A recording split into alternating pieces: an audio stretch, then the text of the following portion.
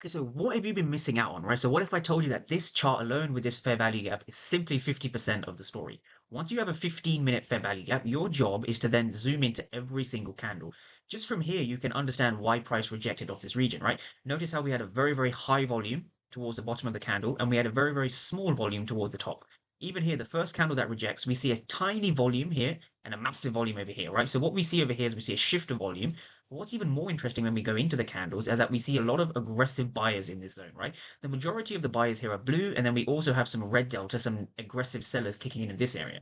But what you need to understand is that when you see buyers that dry up in volume, this is the strongest indication of a reversal. So if you don't know how to read volume, you're preventing yourself from catching moves to the downside and catching more moves to the downside. But the same thing happens here.